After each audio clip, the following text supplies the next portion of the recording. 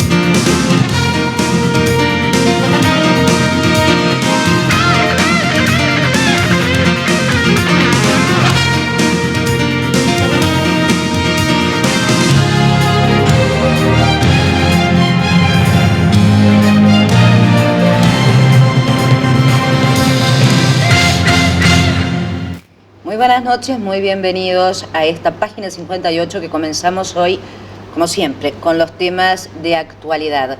Como todos ustedes saben, y fue titular de la semana y continúan aún las distintas notas a los protagonistas parlamentarios esta semana, se trató en el Senado de la República la Ley de Salud Reproductiva que incluía en su capítulo segundo o artículo segundo la despenalización del aborto. Ese es el tema que vamos a tratar hoy y en el tema que además los estamos invitando a participar con tranquilidad, con tolerancia, porque ustedes a veces se me entusiasman y algunos mensajes son un poco fuertes. Nosotros les pedimos que con la razón y con el corazón ustedes opinen. Esta noche, previo a la presentación de mis invitados, los invito a ver el siguiente informe. Senador Abdala. Senador Abreu. Senador Alfie. Senador Amaro. Senador Antía. Negativo. Senador Baraybar. Senador Bentancor. Senador Brescia. Contra el aborto, voto por la afirmativa a este proyecto. Senador Camí. Senador Cid. Senador Curiel. Sufrago por la positiva. Senadora Dalmás. Senador Da Rosa. Senador Gallinal. Senador Heber. Por la vida, voto en forma negativa.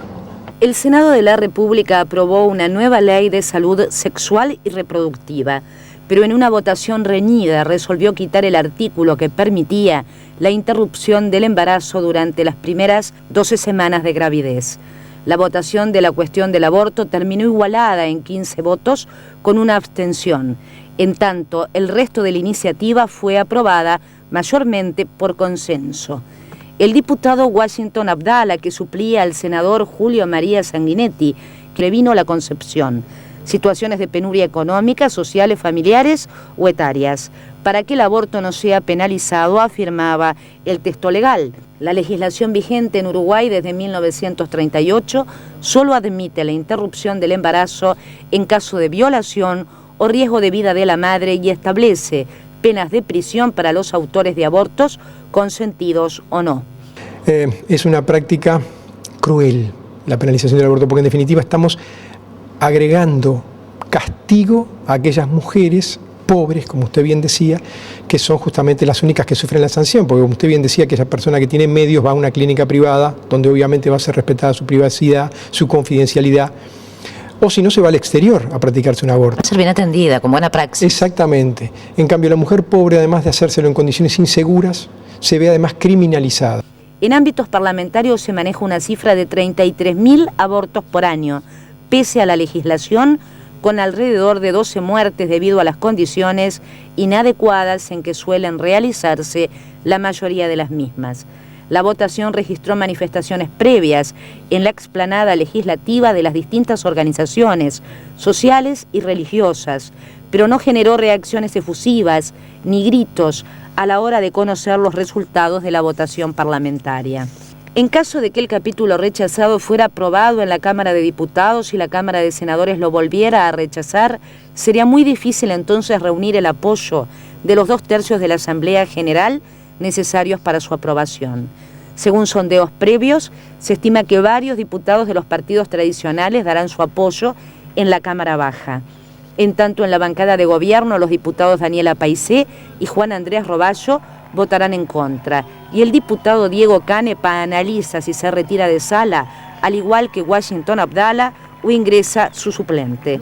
El aborto inseguro y clandestino constituye un grave problema de salud pública y de derechos humanos. En Uruguay, su práctica en condiciones de ilegalidad e inseguridad afecta severamente la vida y la salud de muchas mujeres y sus familias. A pesar del costo humano y social que esta situación genera, los debates y las investigaciones científicas resultan notablemente insuficientes. En esta hora declaramos que todo poder de las tinieblas es atado en este lugar, en el nombre de Jesús. Principados de muerte, principados que quieren gobernar, dominar a nuestros hijos, la natalidad. Vamos a corregir uno de los datos que dábamos. Se hablaba de que la diputada Daniela Paisé no votaría la despenalización del aborto. Se conoció hoy una información que Asamblea Uruguaya estaría apoyando la despenalización. Por lo tanto, se cree que pudiera ingresar a sala el suplente de la diputada Paisé y sí votar la despenalización. Corregido esto, que fue un resumen de la instancia que se vivió durante los 2 días de tratamiento en la Cámara de Senadores, presentamos a nuestros invitados. Empezamos por las damas, la edila Glenda Rondán del Partido Colorado, el pastor Jorge Márquez de la Iglesia Misión Vida. Ambos estuvieron así participando de un lado y del otro, o sea, las dos posturas enfrentadas. Comenzamos por las damas, si le parece, pastor. El informe introducía a la gente y quizás le daba un poco de conocimiento de lo que, bueno, el texto legal casi nunca se conoce. Bueno, yo lo primero que quería señalar que yo en lo que me es personal no estuve enfrentada con nadie. Yo estuve en la barra, en silencio, escuchando. Porque yo creo que uno no debe hacerle al otro lo que no le gusta que le hagan a uno. Y cuando esta ley salió aprobada en el Parlamento, yo fui miembro informante, yo asumo 2 cosas, que estoy en contra del aborto, pero estoy a favor de la despenalización. Y eso es una cosa que para cualquier persona medianamente normal lo puede entender perfectamente. No existe en el mundo nadie, por lo menos así creo yo, que esté a favor del aborto. Sí de la despenalización, por razones que después iremos señalando a medida que vayamos avanzando. Es decir, que yo no estaba enfrentada a nadie, es decir, nosotras no convocamos a nadie. La prueba está que afuera gente que estuviera a favor no había, porque, bueno, yo decía que a mí no me gusta hacerle a los otros lo que me hicieron a mí. A mí en el Parlamento, cuando comencé a hablar, la gente empezó a gritar, a silbar, a abuchearme. A mí realmente me entró por un oído y me salió por el otro, porque yo estaba sentada allí, porque había 24.000 voluntades que me habían puesto sentada allí. Por lo cual, lo que pudieran silbar o gritar un grupo de gente a mí no me iba a afectar, en lo más mínimo, pero yo sería incapaz, porque yo vivo en un país donde se deben respetar las ideas de todos y hay que ser tolerante. Si no se es tolerante, es imposible llegar absolutamente a nada. Creo que muestras de tolerancia, por ejemplo, ha dado la bancada bicameral femenina, donde habemos mujeres que estamos a favor de la despenalización y mujeres que no, y ninguna agrede a la otra. Son posiciones. Yo respeto a los que no piensan como yo, cada uno que tome su posición. Lo que sí creo que algunos legisladores, algunas de nosotras tenemos un compromiso. Cuando a uno lo votan, hay determinadas cosas con las que se comprometió. Yo, por ejemplo, me comprometí a plantear la ley. Creí que era yo que debía hacerlo porque mi presidente, en ese momento el doctor Valle, Yo era del corazón del gobierno, mi presidente estaba en contra, pero en ningún momento me dijo que ni lo planteara, ni tampoco le dijo a los legisladores que votaran de tal o cual manera, porque si no, no hubiera salido aprobado en diputados, que la mayoría de los diputados colorados votamos a favor. Quiere decir que para mí esto era una muerte anunciada. Yo respeto muchísimo, por ejemplo, al senador Baráibar, porque siempre votó en contra. Es su posición. ¿Cómo yo le voy a exigir a alguien que vote de una manera que no está convencido? Ahora, lo que yo no puedo admitir son las personas que cambiaron el voto. Eso sí que está mal. Porque yo puedo cambiar de sector dentro de un mismo partido, pero en una posición como esta, uno no cambia porque no se piensa de esto de hoy para mañana. Es una posición que la gente cuando es adulta la comienza a madurar, a pensar y finalmente llega a una conclusión y no la cambia. Ahora, que factores políticos cambien el voto de un senador de la República, a mí realmente me parece que me da vergüenza ajena, porque yo también fui legisladora nacional. A mí me da vergüenza ajena. Tengo que pasar al pastor Jorge Márquez. Yo hablaba, Glenda, y vale aclarar, de posturas enfrentadas, más que de personas. Por mí y por él lo quería porque aclarar. lo dijimos previamente, fue una sesión de mucha tolerancia, ¿no?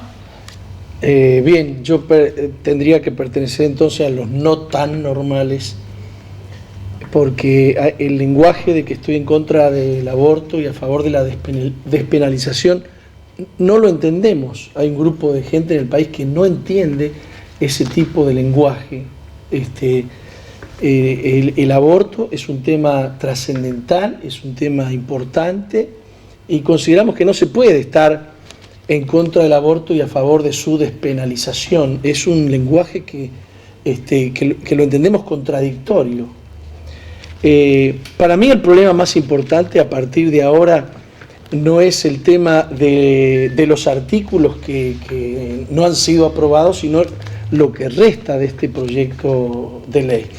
Antes de pasar al tema que yo quiero presentar, que es precisamente lo que queda ahora por aprobar en senadores, quiero decirles que es verdad que no había gente a favor del aborto afuera, porque estaban todos adentro.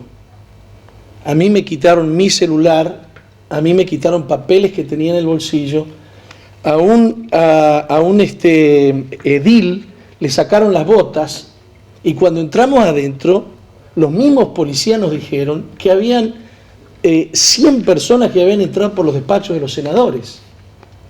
Y entonces todos nosotros, a una anciana de 75 años de edad le quitaron un pañuelo, y cuando entramos estaba la señora Glenda Rondán hablando por celular. Así que creo que aquí hay algo muy extraño.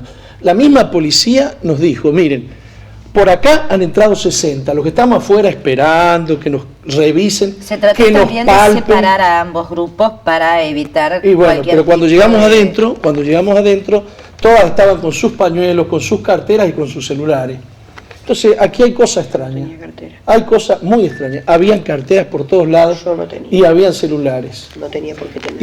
Y a usted le pidieron que salga y que le quisieron quitar el celular y usted no lo dejó al celular. Entonces, no sé de qué tolerancia estamos hablando acá. Le voy a aclarar, no sé le voy a aclarar que también hablando. habíamos muchos periodistas entreverados que no dejamos nuestras carteras, ni nuestros sacos, ni nada, ¿no? Y No, pero era muy claro dónde estaban los barras. periodistas. Era muy claro dónde estaban los periodistas. Yo estoy hablando del grupo que estaba a favor del aborto. Quiero aclarar alguna cosa. En primer lugar, yo no hablé por teléfono cuando recién la gente entró. En segundo lugar, yo no tenía cartera, porque yo puedo entrar por cualquier lado al Parlamento porque soy legisladora departamental. Yo soy edila, con mi carnet entro por cualquier puerta.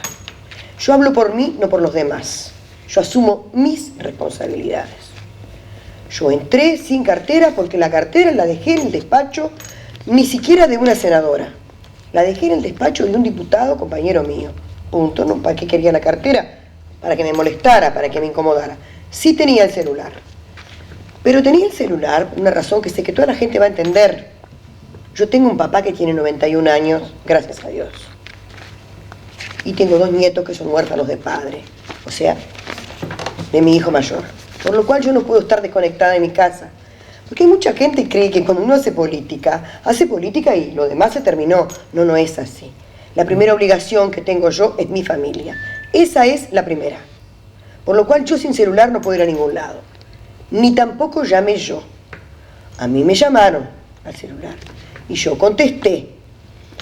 Una persona que estaba sentada ahí atrás, orando, que me parece muy bien. No creo que ese sea un lugar para orar, pero en fin, uno ora donde siente la necesidad de hacerlo. Le dijo al policía que yo estaba hablando por teléfono. Tampoco es cierto que yo no haya querido entregar mi celular. Yo fui y se lo entregué a la gente y le dije, tome mi celular, quédeselo. Lo que yo le dije que si no hacía era bajar a devolverlo, que bajara él. No es cierto que yo me haya querido quedar con mi celular. El policía me lo devolvió. Yo lo que me parece que no vinimos a discutir a quién estaba primero, quién estaba después, porque de las palabras del señor Márquez lo que se desprende es que parece que en este Parlamento, elegido por el pueblo en el cual mi partido es minoría, no hay democracia. Porque si a algunos le sacaron las botas, yo no conozco, en la barra no había ningún edil. Ningún edil había en la barra. Carlos Villafillol. No es edil. Bueno, es suplente de edil, señora. No, no es lo mismo edil. Él se levantó por segunda vez a pedir, por favor, que usted no hable por teléfono, porque habló 2 veces. Yo tengo una mamá. Mi mamá tiene 85. Mire, mientras usted habló, yo lo escuché. Bueno, sigue hablando. Yo, ya voy a terminar. Tengo que dar un minuto a Glenda y pasar a Márquez. Por supuesto. Yo lo que digo es la verdad. Porque los periodistas me vieron cuando yo llevé mi celular, lo quise entregar. No sabía que había sido Villafillol la que se había ocupado tanto de mí, de decir que yo estaba hablando por teléfono. Lo lamento por él, que se ocupe de esas cosas y no se ocupe de otras. No, es que estuvo haciendo fila, estuvo esperando mucho tiempo para entrar. Yo te pido que me descuentes el tiempo que está usando el señor Márquez. Bien, pasemos al tema se central. encarga de las cuentas, ahora los voy a... Vamos al tema central. Perfecto, me parece. Yo tengo mi mamá de 85 años también, gracias a Dios, en San Juan, Argentina, pero no pude entrar con mi celular. El problema que queda por delante con lo que quedó del proyecto de ley es que se reconocen derechos sexuales y reproductivos como derechos humanos, inalienables, intransferibles, pero que se le da prioridad dentro de esos derechos sexuales y reproductivos. En el artículo 3 dice que en materia de sexualidad humana se reconocerá la comunicación interpersonal placentera por sobre su función biológica vinculada a la procreación. Resulta que hay un derecho humano fundamental, intrínseco, inalienable, intransferible, que es el derecho a la vida, y hay un derecho que es el derecho al placer sexual. Y entonces dice que en esta ley se considera más importante la relación placentera que la función biológica. Un derecho humano que se presenta nuevo, que ataca otro derecho humano preexistente, reconocido como el primero de todos los derechos, que es el derecho a la vida. Entonces, aunque no prosperó un artículo que tiene que ver con la despenalización del aborto, todavía quedan artículos que tienen cosas increíbles, como por ejemplo reconocer el derecho de toda persona, en el inciso B, a procurar su satisfacción sexual durante todo su ciclo vital según sus propias necesidades y preferencias. Esto significa que toda persona en todo su ciclo vital, desde que nace, desde que es bebé, desde que es niño, desde que es adolescente, tiene derecho a procurar su satisfacción sexual según sus propias necesidades y preferencias. Y aquí comienzan a aparecer cosas increíbles, porque usted sabe que hay prácticas sexuales, que hay gente que le gusta hacer sexo con su hermana, con su madre, hay gente que practica el incesto y toda clase de prácticas que no quiero ni mencionar aquí. Entonces, yo creo que hay temas aquí a tratar que siguen siendo muy complicados, y aparecen términos como, por ejemplo, combatir las discriminaciones. Aparece un término ¿Qué querrá decir con combatir? ¿Con qué se combate? Hay dos incisos que comienzan con la palabra combatir. Quizás, con educación, que creo que es la No, base o el no espíritu dice del combatir texto legal. inclusive presiones de carácter social, económico, cultural. Esto, por ejemplo, podría interpretarse que algo que yo enseño como pastor en la iglesia es una presión cultural o es una presión religiosa para que la gente no pueda ejercer su libre derecho a la búsqueda del placer sexual. Pero como si esto fuera poco, entonces esta ley está implementando, además, que el Estado va a implementar la enseñanza, la formación y la preparación de los docentes en esta ideología de género, que es una ideología. Hay varias ideologías. Entonces se atenta contra el principio de la laicidad, se atenta contra la patria potestad, porque a los menores se les está dando derecho de privacidad a decidir en cuanto a su elección sexual, previa la enseñanza de la práctica de todas las formas sexuales que la persona, el niño, podría elegir para después practicar en su vida.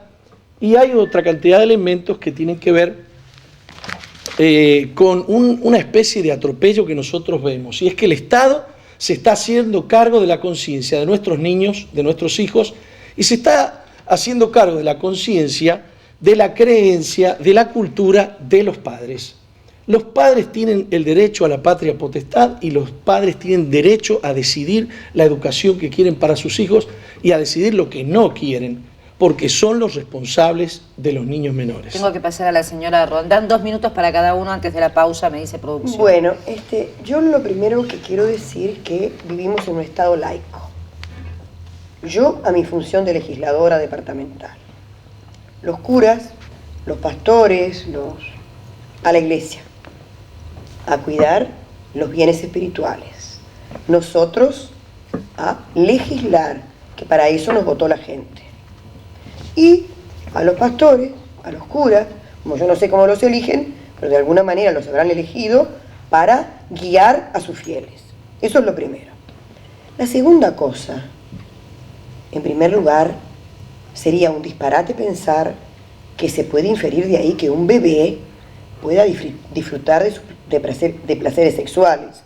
El bebé, eso lo puede corroborar cualquier médico, lo que hace cuando es bebé es reconocerse. Por eso se toca sus genitales y por eso el propio pediatra dice a las mamás que los tienen que dejar, porque cuando uno es primeriza le llama la atención que el bebé se toque sus genitales. No, es que él nada más está reconociendo su cuerpo. Ningún bebé tiene placer sexual. Bueno, por ahí anda Freud con su teoría, que en el amamantamiento, etcétera, etcétera, pero es una teoría de Freud, con la cual puedo yo estar de acuerdo o no. En cuanto al incesto y a las relaciones de madres e hijos, eso es una cosa que no viene por medio del placer. Esas son violaciones que están penadas por el Código Penal. Y lamentablemente tenemos cantidad de madres niñas que son violadas por sus propios padres. Pero eso no es la búsqueda del placer. El placer aparece después de la pubertad, cuando el cuerpo está apto para disfrutar responsablemente de su cuerpo. Eso no tiene nada que ver con el aborto. Yo tengo 61 años, llevo 45 años de casada, estuve 10 veces embarazada, perdí 6 embarazos, se me murió un bebé al nacer, se me murió un hijo de 38 años hace 2 años y algo. Pero yo sigo disfrutando de mi cuerpo, porque es mío mi cuerpo. Y ellos se imaginarán que a esta edad no me voy a embarazar, pero sin embargo, tengo derecho, como señora adulta, con mi esposo, a disfrutar del placer como a mí y a mi esposo lo entendamos en el sagrado lugar que es mi lecho y mi habitación. Y así todas las personas. Creer que el cuerpo está hecho solo para procrear, bueno, sería pensar que nosotros somos animales reproductores. Y nosotros no somos animales reproductores, sí venimos al mundo a continuar nuestra especie. Y no hay cosa más bonita que tener hijos. Tengo que pasar y al tener Pastor nietos. Márquez. Pero el placer tenemos derecho a disfrutarlo. Y no es, por lo menos para mí, un pecado. No lo leí en ningún lado que fuera un pecado el placer. Para mí, respeto la posición del pastor, porque, bueno, es su posición. Bueno, yo, menos mal que no soy cura, soy pastor, yo disfruto del placer sexual en mi lecho con mi señora. Lo felicito. Y no estoy en contra del placer sexual. Lo que no puedo Buena admitir, cosa es que lo haya aclarado, porque claro, usted dijo otra claro. cosa. No, yo no dije, no, yo no dije otra cosa, yo sé lo que dije. Si la señora Roldán interpreta de esta manera la ley, Importan este ellos lo que interpretan. este inciso no tiene por qué estar, porque dice que reconoce el derecho de toda persona Y claro. a procurar su satisfacción sexual durante todo su ciclo vital, desde que es niño hasta que se muere, y que es todo su ciclo. Pero pastor, por favor, sí, yo entiendo, pero yo lo único que le pido es que razone y que me diga, a ver si un niño de 6 meses ¿me va a dejar hablar o no? puede disfrutar del placer sexual. Le responde Yo quiero saber si me va a dejar hablar a mí, yo me tuve pausa. que callar, tenía tantas cosas para contestarle, señora. Me imagino. Entonces, todo su ciclo vital significa desde que nace hasta que muere y está puesto. No sé cómo Está puesto acá y también según sus propias necesidades y preferencias. Aquí en este inciso hay una amplísima libertad para hacer lo que a cada uno se le da la gana. Hay gente que prefiere disfrutar de los niños, encuentra placer sexual en atacar niños. Entonces, claro, eso no está dentro del marco legal, Pastor Márquez. Escúcheme, se está respetando la privacidad de los menores y esto significa, y se está haciendo, que los menores van a tener consentimiento para actuar fuera de la voluntad de sus padres. Se le está dando independencia. Hay muchos términos en esta ley y se le está facultando al Estado para que esto suceda, dictar normas específicas para la atención integral de la salud sexual y reproductiva de niños, niñas y adolescentes. Y cuando hablamos de salud sexual y reproductiva, ha sido reconocido internacionalmente que incluye el aborto, lo cual no ha prosperado en esta ley. Cuando se habla